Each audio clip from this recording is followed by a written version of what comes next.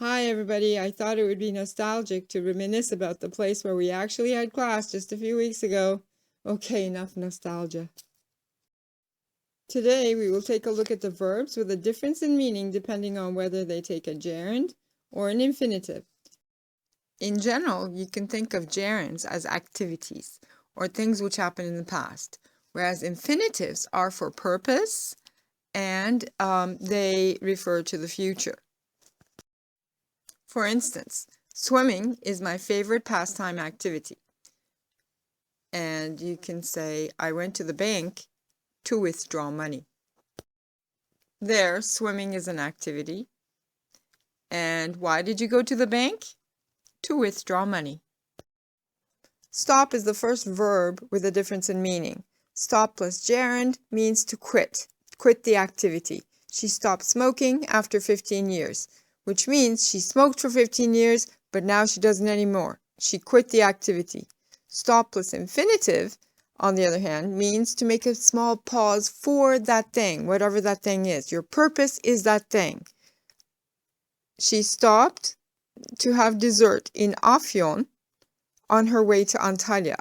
Her main activity was going to Antalya, but she stopped. Why? Because she wanted to have dessert in Afyon.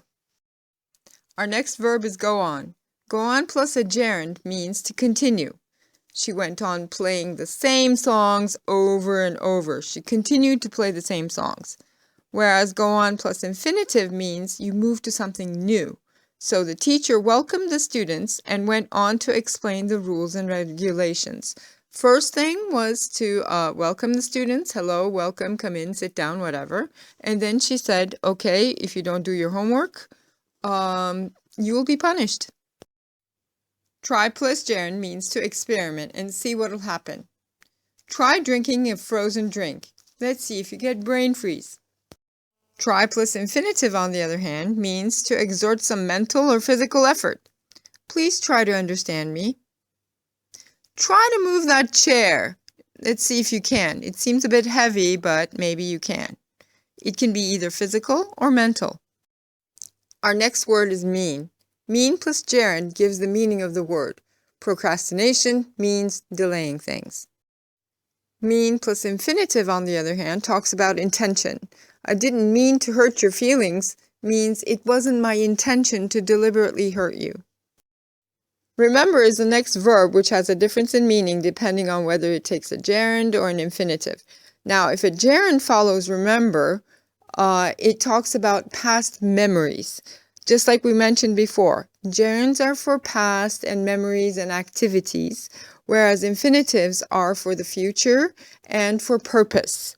Now, if a gerund follows remember, it talks about a past memory. I remember seeing you for the first time. But if an infinitive follows remember, it talks about an obligation. I remember to lock the door. But you can also remember something that you had to do before. For instance, I remember putting the keys on the table. Maybe you were supposed to put the keys on the table, which was an obligation, but you have a memory of that obligation that you did. So you would use a gerund. I remember putting the keys. Forget is basically the same thing. Forget plus gerund talks about a past memory. I'll never forget meeting you for the first time. Forget plus infinitive talks about an obligation. I forgot to call my mom. Oh no. Regret plus a gerund, again, talks about a past action that you are sorry for this time. I regret not going to the concert. I'm sorry that I didn't go. Regret plus infinitive is usually used with verbs like say, tell, inform. That it's because you are sorry for what you are about to say or announce or inform somebody about. So I regret to inform you, but time is up.